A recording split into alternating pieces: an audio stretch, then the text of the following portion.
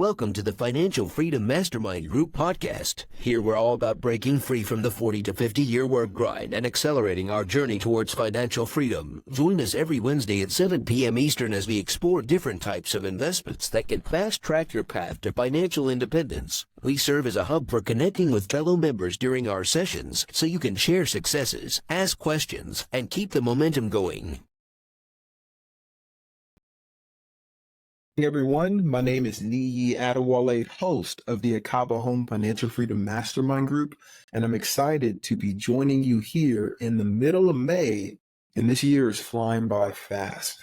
I hope that you guys are still attacking your goals with the same vigor that we kicked the year off with, and I'm excited to be joining you guys on an open session to talk about what's on your mind, different types of investments, and how we can continue to move toward that goal of financial freedom.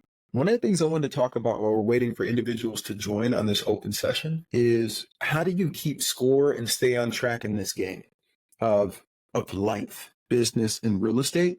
And one of the things that I picked up along the way is it's easy to always think, hey, I need to be putting my money toward buying more investments and over time start to not have anything in the account, right?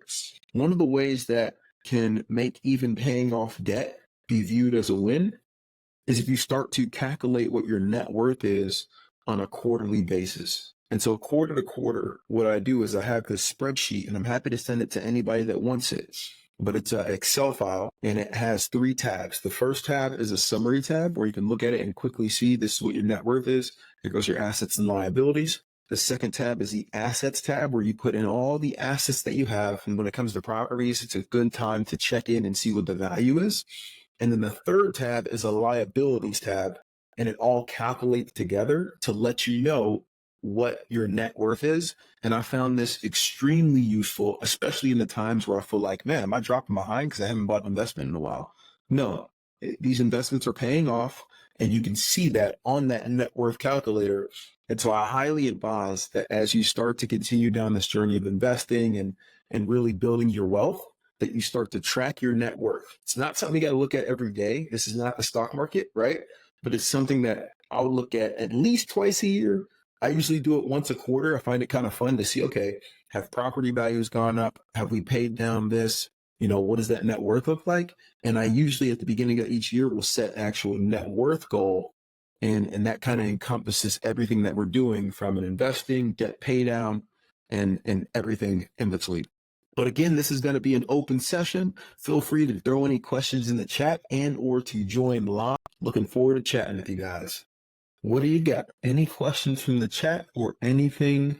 Anybody joining live? And a complete side note, while we wait, we had an awesome event a few weeks ago at the Adams Mansion. It was our second event of the year. We actually had Ricardo Carrillo, who is one of the lenders that we utilize a lot. He's a broker based out of California, fly out. And we were able to host upwards of about 50 people at the mansion, which was awesome. There was good networking. And I've already gotten a couple of new contacts from that, including an electrician that I did not have before. So it's awesome. And I just want to give a shout out to Glenn. Welcome. Happy to have you here. And if you have any questions or anything, feel free to throw it in the chat or to join live. The way we do this is typically we'll either have a live session where we're having an open chat like we are right now, or we'll have a guest on. And so right now it's a live and open session. And we have our first question. What trends are you seeing in the STR space right now in ATL with the spring and summer season? And I'm going to take this as trends around occupancy. But what I've noticed this year, and we started to see it a little bit last year, but this year people are booking much closer to the time. Last year, or 2 years ago, right? 2 years and 3 years ago, the trend was that people were booking well out in advance, right? Of the summer and things of that nature. What I'm seeing across the portfolio of 25 properties that we manage is they're booking a lot closer to the time. And we're starting to see some more extended stay bookings that have nothing to do with traveling for fun or vacation. It's more for work and, hey, I'm looking for a house and things of that nature. And so that's kind of exciting, but we're starting to see people book closer to the time, and you really got to have all your systems and your dollars and numbers dialed in. So what I've been doing is I've actually recently switched from Beyond Pricing over to Price Labs. A shout out to Justin. Justin Parham for the suggestion, because Price Labs is a lot cheaper at scale, right? And they allow you to do one-on-one sessions with consultants there. And so I've done a couple over the last 2 weeks with different people within Price Labs to optimize our pricing and get best practices in, and really even try to dial it down for seasonality. Like, hey, we should be going up here. In this season, we should be going down. If there's only 2 days left, it should be, reducing to here. If there's a gap here, we should promote it like this. Hey, if it's the day before the booking, let's slash the prices by 30%, because we want to continue to boost that occupancy. So this is a good time to really lean into your dynamic pricing software and optimize it. Good question. Anybody else? What is top of mind? Yes, they do. You just got to reach out. I don't know if it's a numbers thing, but they definitely do. I'd reach out to the support to ask them. But yeah, we have like a person that's kind of dedicated to us who emails every so often and say like, hey, how are you doing with it? And so we're utilizing that. I actually have another call set up for next Friday with them, just to work through a couple more nuances that they showed me that I'm not entirely sure I get. So I do like Price Labs. It's pretty awesome. And also what I'm seeing is we do have individuals that are, more people are becoming more common with selling properties fully furnished. And so as those opportunities pop up, that's a major way to be able to get in with a lot less money, do a little bit of a revamp with the knowledge that you have, and then be up and running. So much so that we actually have a listing that's coming up. We're going to start promoting it on Friday, but that's going to be a fully furnished one that's coming to market as well. AJ, that you may actually know, which is kind of cool. This individual is looking to buy a personal house, and their debt to income needs this to be off of it. And so, yeah, there's some opportunities coming to market that I'm excited about from the STR space. Anybody else? What questions do you have? What comments? What things are top of mind for you? One thing that I can't wait for while we wait is interest rates, right? The Fed has been a lot tougher than a lot of people believed, including me, for this first half of the year. I thought during this first half would be when they would be doing all these rate cuts. Now we're starting to get to election season. I think the first debates are going to take place toward the end of next month. And so the Fed historically has not cut rates once the election cycle starts. Historically. Doesn't mean they won't do it, but they haven't, because they don't want to rock the boat one way or the other for candidates and things of that nature. They usually would do it after. And so I'm starting to think it's going to be early next year that we can start to see some of these rate cuts. But I'm excited for when that time comes, because I'm planning to refinance a lot of properties right now. Because I'm a 1099, a couple properties I have are at like 9% interest and things of that nature.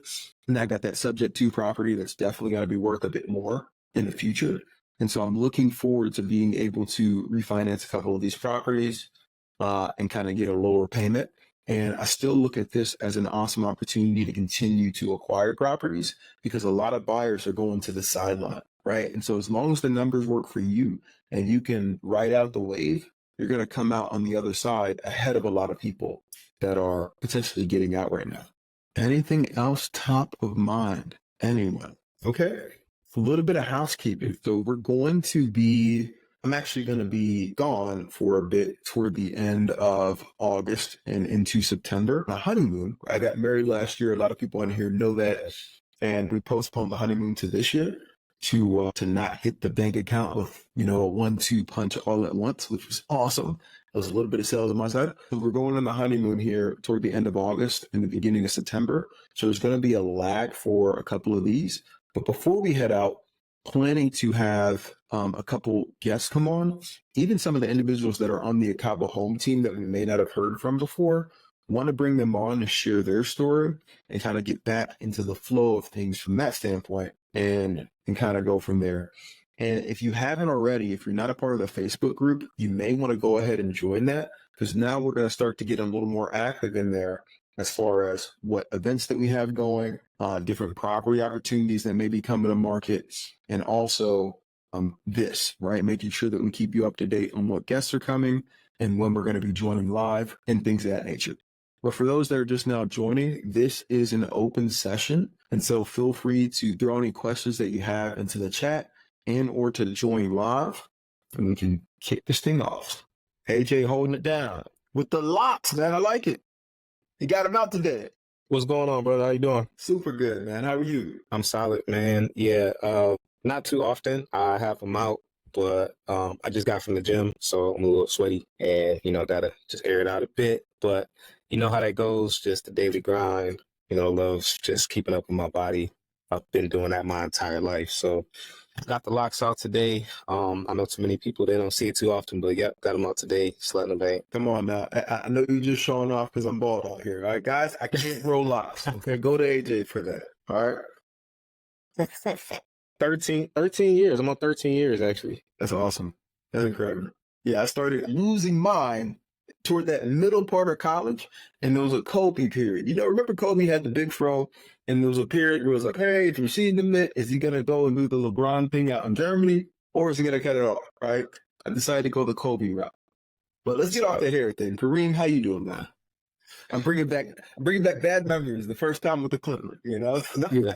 Hey, no, hold on just for a second. I don't want to get off of it too quick because I've always kind of wanted to ask you. So, and then we can get off of it after this. So, was it just by choice? Did you just kind of like want to just trim it off and just keep rolling with the baldy, or how that? One of those where it was like, okay, you go from getting fades to getting bald fades to like, hey man, like it's looking bad. All right, so what are you gonna do? Are you gonna hang on and have one of those weird, like, hey, it's patchy in one area and the other area you have no hair? I was like, nah, man, I'm shaving this thing off. I had tears in both eyes when I turned that clipper on, but we made it happen. Respect it. It does look good on you, so I appreciate it, man. Kareem, how you doing? I'm doing well, all good. Just launched that property last week. Got my first 5-star review. Yeah, we're off to the races. This is the property in Athens, right? Athens, yeah. Wow. Okay, and so you have like the team, cleaners, all that stuff set up? Yeah, still using. I started working closer with the Turnified team. I'm not letting them run the show as much as they were before. Now I'm more involved in the selection of the cleaner pod and the cleaner team themselves. But they allowed me to get closer because they're about to lose me too. So they're like, okay, what do you want us to do? I'm like, I'll let you run the operation, but like I just need a little bit more oversight because this is the last straw. So I got to know the manager a little bit better. She gave me like a little bit oversight on what's going on and the operation itself. So far so good. But yeah, the initial setup, learned a lot of lessons there because this was my first setup. The initial setup, you did it for me. Still, this is the first time I did my own setup. And yeah, I think one of the biggest hurdles was the delivering the furniture piece, because it doesn't all come from the same place and they don't all get shipped at the same time. So you need some kind of a depot to hold that furniture. Lucky for me, because I'm in state, so I just use my garage to get everything, got all the boxes in, and then I hired someone to take all the boxes and take it to the unit, which is like an hour and a half away, not that far. But I wonder how would this pan out for out-of-state investors, and that there's a lot of logistics involved. Literally, that's probably the hardest part, right? Is the logistics of, hey, we've got all this stuff arriving, we've got all these people that need to be here, and lo and behold, the package will say it's going to get here at 3 with everything else, and then it's not there till the next day or it gets delayed. You still need somebody to kind of put that in. And so exactly what you said, what we found is it doesn't make sense to ship everything unless it's big furniture, right? Like couches, stuff like that. We still ship it directly to the house, but everything else, we ship it to a central location, right? And then we either rent a U-Haul truck or we have somebody take all that stuff, get it on site.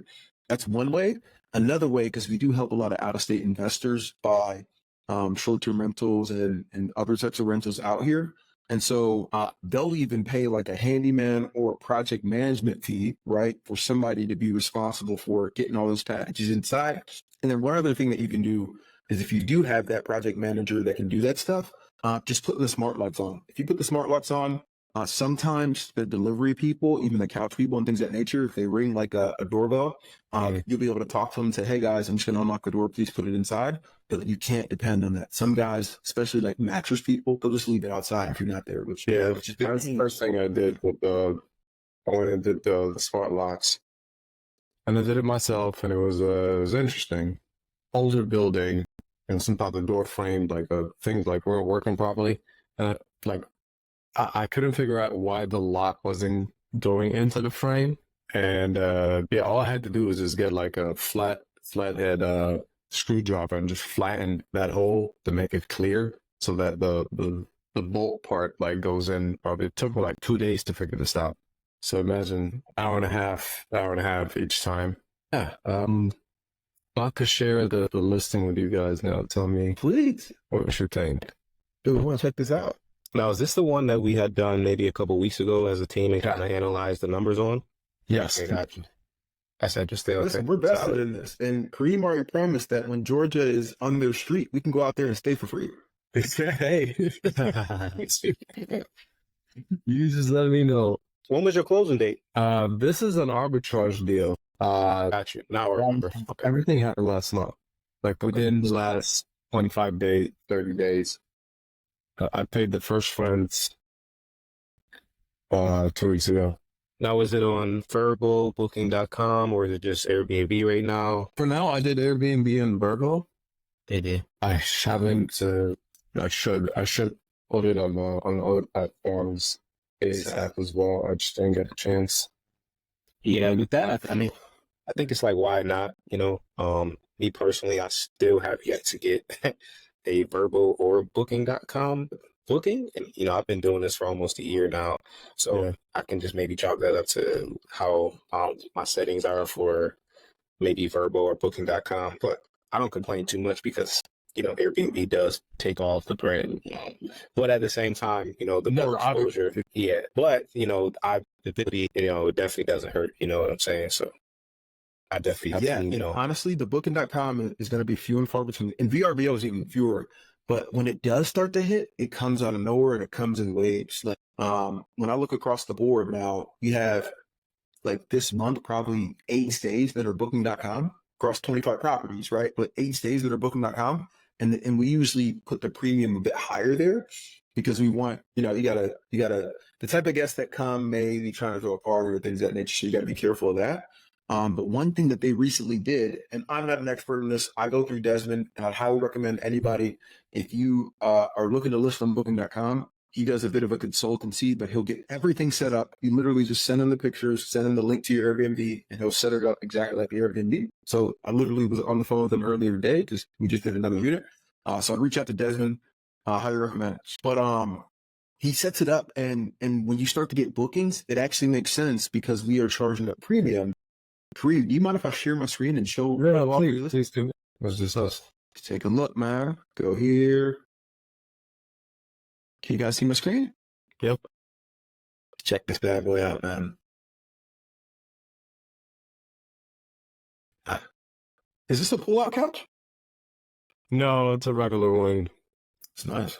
It's a regular one. I was like at budget. I couldn't spend any more dollars. It's That's dope. 4 bedroom. So draining. Mm-hmm. 4 bedroom, how many beds? Plank, granite countertops. I love 2.5 stove. It has like an office area. It has like a separate dining. It has just the dining. Outside the backyard, got chairs and like games and stuff like that. Dude, this is cool, man. This is solid. I'm pumped. Yeah. Now, did you get an interior designer for this, or did you just stay just by yourself? I got consultants. Consultant, okay. I had already purchased furniture. I got consultants for like the artwork and like the wall decor and like that kind of stuff. Yeah, I gotta figure that out. This guy just dropped off. All that equipment belongs to the landlord. That's not mine. I just cleaned it. But you have the garage. Is the garage your stuff? The garage is a part of it. But the dude just came in and dropped that piece of equipment, that multi, I don't know what you call it, that Bowflex looking thing. Like smack dab in the middle of the garage. And it's carrying like 300 pounds worth of plates on it. So I gotta figure out how to move it. So, 'cause did he say you could use this stuff though? Like, hey, no, he dropped it off for me. Oh, nice. Yeah, it came in with the bike, I think, and I had like one piece of equipment, and then he was like, "Hey, wait, I got more. I got more. Do you want it?" I'm like, I guess, yeah, sure, why not?" Dude, home gym. I mean, that's pretty solid. Home gym, huge backyard. Like this is looking to differentiate your spot, and people can even come out here to hang out and things of that nature. Yeah, yeah. Except the garage is not really a garage right now. Like it'll fit one. It's big enough for like 3 cars, probably without the equipment. But for right now, it'll probably just take one. But then you have the driveway and that stuff. Honestly, Here's visiting. We nice. almost never give the garage to people, right? From a parking standpoint, it's just another area that you can make your Airbnb unique. Interesting. Okay, so it didn't hurt a listing to not have an indoor garage. Not so much. Most Okay. people are good without it. With one caveat, there's only one listing where we actually use the garage. But the reason we use it is because it's a single family with the in-law suite that's split. And so the upstairs, they park outside, and the downstairs, you have to go through the garage to park. So we're like, all right, downstairs parks in the garage, everybody else parks outside. That's the only one. Everybody else are like, okay, cool. And we just turn the garage into something cool. Makes sense. I think that's my next plan for East Point, to clean up the garage and make it a game room, but like nothing electronics. I don't think it has like any electricity going through there. Gotta figure that out. But let me tell you this, this happened though, and that's pretty. Please. I listed this property on Airbnb, and 2 days later, exactly, I get a message from Airbnb saying like the listing will be shut down, and like basically they just gave me like 7 days to sort out like why, and I had to like get on the phone and speak to, and you know how it is, like when you speak to these representatives like in India, or like they don't care. So it turns out that this property had been on Airbnb in the past, and it had violations from the management. And you would have no way of knowing that until you actually list it. Because if it's off the platform, it's off the platform, like with all the data is gone. Once you put it back in, when you put that address back in, and it triggers something like in their system, and it just spits out that decision. So was it deactivated, or were you able to get ahead of it? No, I got ahead of it. But like I had 3 days of like, holy shit, like what's gonna happen now? Like my biggest platform, like I might, like if I can't put it on Airbnb, then it's a no-go. Yeah, so I had like 3 days of anxiety. Spoke to them. I explained that the house has been sold to a new owner. The new owner hired me. I'm a new manager, and I already have a track record with the company, with Airbnb. And this is my listing. It's been gutted. It's been renovated. It's been refurnished. Like everything that happened basically in the past is irrelevant at this point. Everything has changed. But it took a few, because the first time I emailed, they were like, all right, send us the documents to prove what you're saying. So I sent them the lease, and I sent them the addendum to the lease, and it shows the dates and everything. And it still came back declined. They still denied it. They were like, sorry, no. And you can't, what the email said, we received the documentation after like a review and blah, blah, blah, and all that. We regret to tell you that, you're still declined, and you cannot appeal again. That was the language. So you cannot appeal again. But what I do, I appealed again. So yeah, I got with somebody on the phone, and I explained the situation. And yeah, then I got that approval email, and I was like, phew, that was close. Airbnb, they're starting to, I think, use AI and other software like everybody is, but there's definitely a learning curve, and they're missing some things. Because what you're saying, now that you explain like the whole thing, that literally happened to me as well. Except mine actually got deactivated. I lost a bunch of bookings, and then I had to fight the whole thing and call a bunch of times in a row to get it back up and running. But the subject to deal that I did, right? And this was in a different way. It wasn't because of violations. They were saying that the previous is not deactivated, even though it was deactivated, right? It was subject to, so we took it over, put it under our account, and that, you can't have 2 of the same address or whatever, right? And so I sent them all the documents. They did the same thing. They actually went through and deactivated. We lost a bunch of bookings. I was so thankful to still be on all the other sites and to be able to use the direct. So we were able to reach out to those people really quick and like, hey, come direct, right? And save a couple of bookings, but we still lost them. But yeah, whatever Airbnb is doing from an AI standpoint, it's finicky. And so you definitely do have to be careful. That's a really good call out. Yeah. Yeah. That's tough. That's insane. I'm hoping I don't run into those issues at all with either of my properties. If you're up and running, like you should be good. I think it has to do with that change of ownership piece, right? Okay. And then starting to make sure like, hey, because a lot of people would deactivate a property and then reactivate it if they've had like bad review or things of that nature. And now they're trying to prevent that. Like if you have a history with the property, it's the same owner, you got to just stick with that history and kind of go from there. But Kareem, we'll pop for you, man. And this is just in time for training camp and football season. And so have you already set up all your pricing for summer and the season coming up? I just used the price labs. Basically should just set it up for now. It's a little slow for right now. So I put it on Airbnb and I got it booking like same day, basically. And that was last weekend. Nothing this week. I try to play to make adjustments with just switch up the pictures a little bit, change like put a dollar here, a dollar there, like in the days. Sometimes when you go mess with the numbers a little bit, somehow the algorithm senses that you're active and like I don't know. I heard it somewhere. I don't know if it's true or not. We'll see. But like yeah, just had that one booking last weekend and haven't had anything this week yet. But we'll see. And for East Point, it's been slow. I had a booking for 3 months, and then that ended 10 days ago, and I didn't get anything after that, which is very strange for that location. It may be one where you got to do the same thing that you were doing with the Athens one, where you just play around with it a little bit. Literally, this is good feedback because we had a booking at one of the properties that we manage out in Decatur. The people have been in there since September, right? It was a construction company.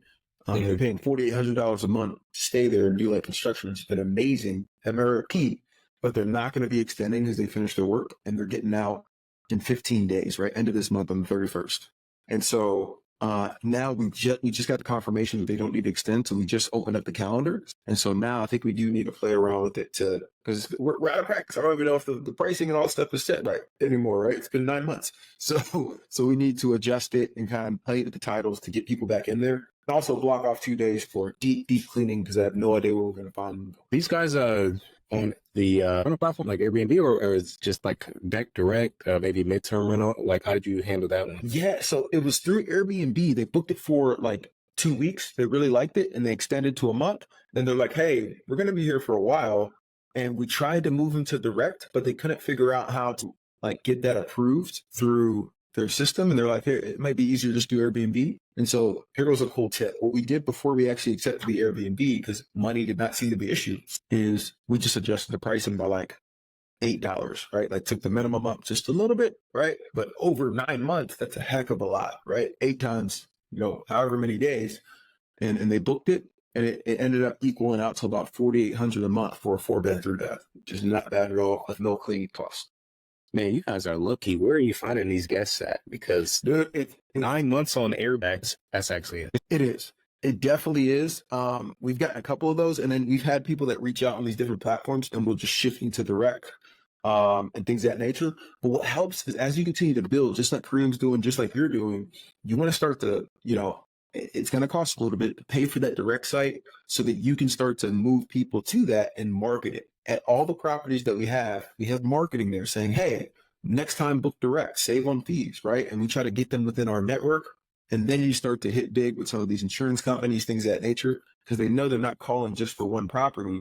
They're calling and you can find a solution for them. I think so. The longest that I've had is 9 months, but it wasn't Airbnb. So that's why I'm like, that's pretty crazy. Like I've never had anybody reach out and want to stay in my Airbnb for 9 months, but I've done so with Furnish Finder and I've had success. And that's the piece, like you're doing it in a harder platform. Airbnb is kind of just people coming to you, right? Which I appreciate because busy day to day. But Furnish Finder, you've cracked the code for that. To be able to have somebody stay for 9 months and then turn around somebody staying for 3 months, things of that nature is amazing. And like, I'm assuming that these people may be able to refer you to others. Is that kind of how you're getting the next ones? Yeah, so anytime a guest leaves, especially for an extended period of time, and we had a really good, solid relationship, I always encourage them to reach out to other travel nurses or travel professionals if they have any contacts.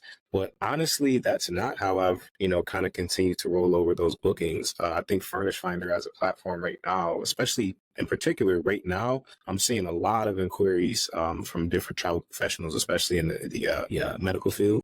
And they're just hitting up the listings. They're searching for places to stay. I think this is probably peak season for a lot of the contracts that are going out right now. So we've just luckily been able to rely directly on the platform. So, which is extremely, it's a blessing. I know we talked about this before, but are you like texting them or messaging them on the platform or calling them? Yeah, so how it works is they'll kind of submit a bid for whatever listing or property type they're looking for. And if my property on Furnish Finder matches their criteria, so for example, I have a 1-bed, 1-bath, which is extremely popular because you have a lot of solo nurses or surgeons or technicians. When they submit their bid for a property, I'll get a notification directly on Furnish Finder that says, hey, this person is looking for this property type and your property matches that criteria. So then I can reach out to them, or they can specifically reach out directly to my property if they like the photos. And obviously I make sure I have nice property description, nice photos, things of that nature. And they'll reach out to me directly, which I really like because that shows they have direct interest in that my specific listing. So I'm a bit aggressive. Even if people don't reach out to me, I'm just, sending them out. It is a manual process, but my thing is, I think it's a small thing to sacrifice in the grand scheme of things because, yeah, it's a little bit of manual work on the front end, but in the back end, this guest is looking to stay, 2 months, 3 months, possibly extending. So it's like, I feel like after I do the initial work, it's pretty much I just sit back and collect rent. So to me personally, it's not that big of a deal. Just to, hey, pull out my phone, send a quick message. And I actually have template messages to send out to all of my prospective tenants. So they just get a message. It's not like I'm manually, pulling out my phone and typing out a new message every single time, right?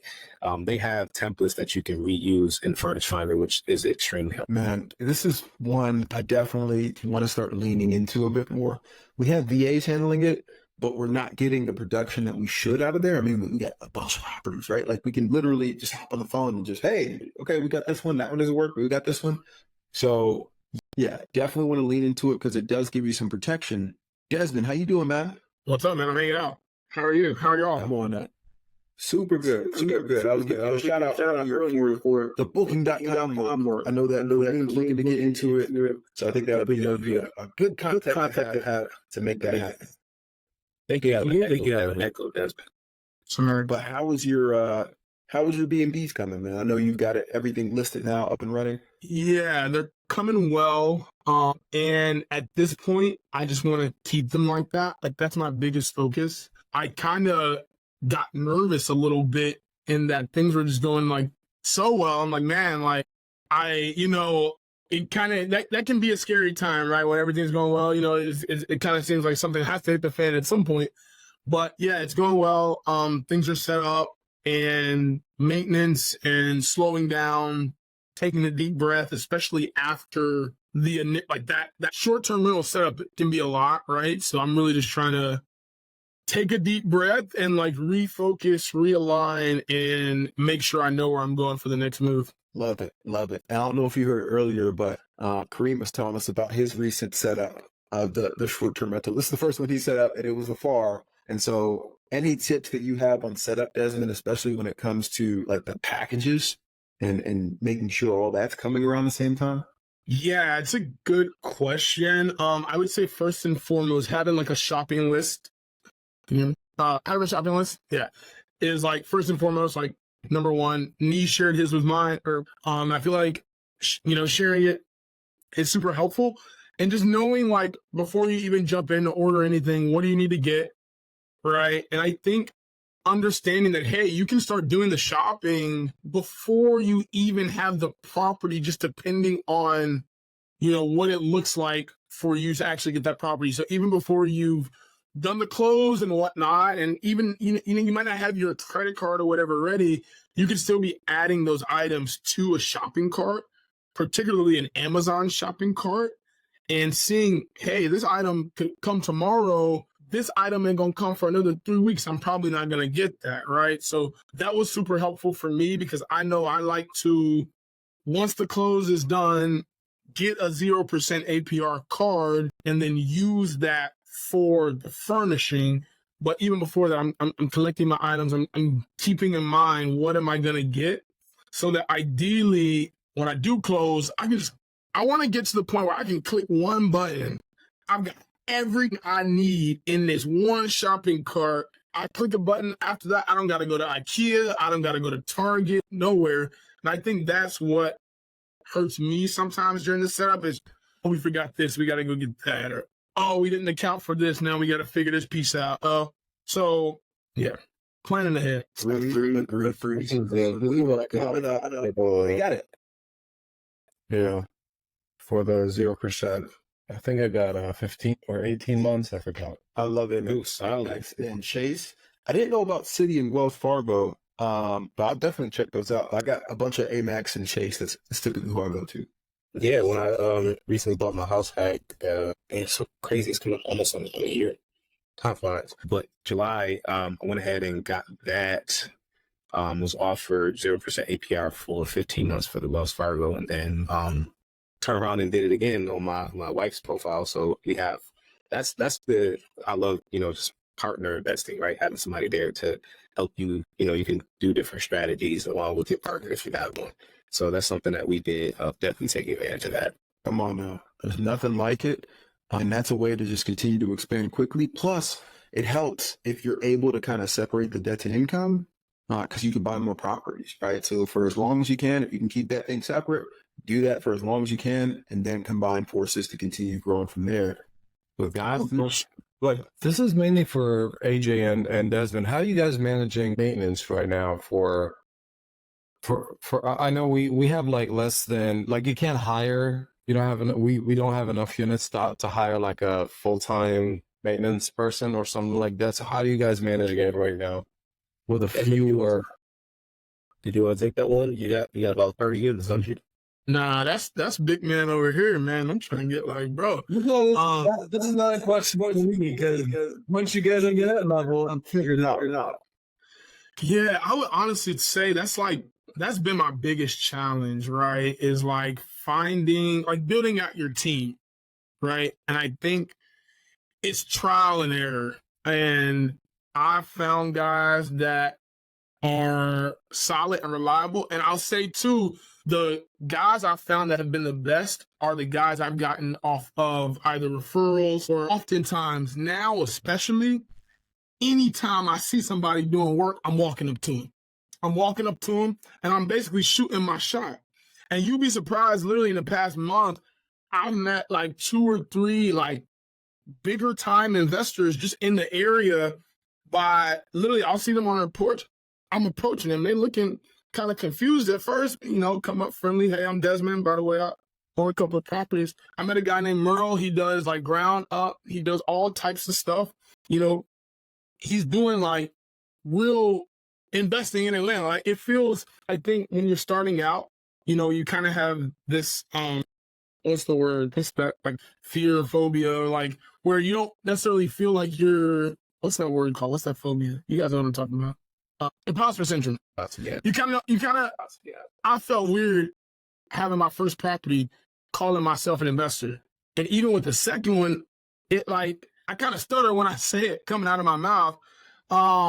But it has been the biggest success piece for me, talking to people and telling anybody under the sun, hey, like, I got properties and I'm looking for work. So it could be like your grandma, but like, they might know, you know, some folks that did some work on their house. Like, you would be surprised just who knows who. And I found more success in that than anything, especially going to white pages, yellow pages. That's where I've not found as much success. So are mainly like smaller jobs, bigger jobs. Bigger jobs, I tend to like find because everyone wants to jump on a big job that's like $500 and up, but no one necessarily wants to come to your place for like, for a stopped up toilet or a sink. So you're talking about kind of handyman work. Yeah, and for me, it's been. Go ahead, JJ. Yeah, I was just gonna say, I'm kind of my own handyman right now, but fortunately, I don't have too many of those issues. I do rely on my cleaner a little bit. I don't expect her. I don't have so her expectation is to clean the property, right? But what she also does, and this kind of goes back to what I said previously, building a relationship with your cleaner, right? Because then, if you've built that rapport with her, she may be a little bit comfortable about, fixing the toilet seat or maybe a slightly broken door handle and things like that. So that's one thing that I kind of lean on is just my relationship with my cleaner, because she's the one that sees the property. She sees the property more than I do, right? So I would recommend trying to do that if you have built that rapport. Now, if it's something that maybe I feel like she can't address, then I'll kind of go out and do it myself. But as you scale, I would highly recommend, and I'm not even in this position. So that's the reason why it works right now. But, if you have only, 2-3 units, maybe you could do that by yourself. But once you start getting up there, I'll probably see myself, definitely finding a dedicated person. But for right now, it's a bit manageable. So, I just kind of, I'm my own handyman in a way. And then I lean on, the people that I already use. Yeah. Plus one of that, I'm my own handyman. I try to be as much as I can, I'm getting out of this a bit. I think now is the second property now that I definitely have more on my plate, trying to outsource a bit more. But like, dude, I'll admit that shit's hard. Like, it's tough. And I was telling you this earlier, like, you can be in a weird phase where like you're not like, you don't have just one unit. Like, you have a little bit more than that, right? Or you have some operations to be done and, maintenance to be done, but it's not enough to pull someone in full time. And then when you're doing that like part-time vendor relationship, it can be hard to consistently get guys to show up when you only got $20, $30, $40 jobs. So it's been something I've been like struggling with too and trying to balance as well. It's like, what work do I do myself and what am I trying to learn what is out of my scope and needs to be handed off? And usually that's when I'm calling Niyi, like, hey, look, you got any like HVAC guy? And to that point, and there's you that point, I love it, right? Because everybody on this call, I think, is getting to that point. Desmond has like 3-4 units, right? Kareem and AJ, you both have 2 units respectively, and continue to grow. And this is the toughest part to Desmond's point. I think Brandon Turner said it best on a recent podcast. I've been listening to his new podcast. It's pretty awesome. If you haven't listened to it, it's pretty good. But he said that in-between phase is the hardest point, and it's almost easier to go big than it is to stay small, right? And so if you can just keep pushing through, and for short-term rentals, I'd say big is about 5 or more. If you can get to that 5 or more, that's when it starts to make sense to bring on other people and really expand that thing. That was part of the reason we started doing the management piece. I was like, hey, man, I'm managing like 4 to 6, and it's taking up all my time. But if we can get this to 10, 12, 15, now it makes sense to be paying other people, still making money. And then it becomes its own system. Now we have 2 properties going live here soon. And I don't even really think about it much because we have a whole team. Now it's like, hey, okay, you want to sign an agreement? Sure. I put the little parameters in place of, hey, you want to have it done by this timeline? Here goes the punch list, hand it off to the team, and it all gets done so we can expand quickly. But you got to get through this point. And that goes for long-term rentals, short-term rentals. There's always that period of time where you're starting to grow, where it doesn't make sense to hire everything out. So it's okay to do it yourself a bit if you can. Yeah, until you get to that higher threshold. And I can say, I can attest, you might have some long nights during them broad periods, bro. Because, hey, look, when you ain't got no staff, and you the staff, look. It's crazy. With one piece, and then unfortunately got to jump tonight. But this is the story of back and forth, right? So I had started off with the triplex, and I was the quote unquote handyman, except I wasn't handy at all, right? So I'd find other guys that can kind of help me out, and I'd just be alongside with them. And there was this one guy who was a former veteran who was like cutting the grass across the street. I did exactly what Destin did. I was like, hey man, So you cut the grass, do you do landscaping? He's like, yeah, I do landscaping, also do handyman work, da da da da da. Built a relationship, and that became my guy to come and do a lot of the stuff. When I tell you those some weird things with this old house, man, there was times where not necessarily the safest, but like pipes would freeze, right, for one of the units, and we'd have to bring a kerosene heat and light it and put it into the crawl space. There's barely any way Carrying up to the code, man. I don't know if that's Definitely not cold. There was a lot of stuff going on, replacing toilet, all this stuff going on. But we made it through that point, and we were able to continue growing the portfolio and eventually be able to bring guys on that could do even more work. And so long story short, yes, there's going to be some growing pains. This is all perfectly normal. I would just try to niche down into certain areas. Like Kareem, now you've got two different areas. You got Athens and you got Georgia and Atlanta. I would try to focus on those two and build up enough units to where now you can have a team for both, right? And kind of go from there. Yeah. AJ, I hear you on the flooded crawl space. That was crazy. We got it taken care of, though, so that's all that matters. But guys, I hope everybody has an awesome Wednesday. Kareem will pump for you, and the place looks amazing. And we will catch you next week, man. Peace. See you guys. Join us every Wednesday at 7 p.m. Eastern as we explore different types of investments that can fast track your path to financial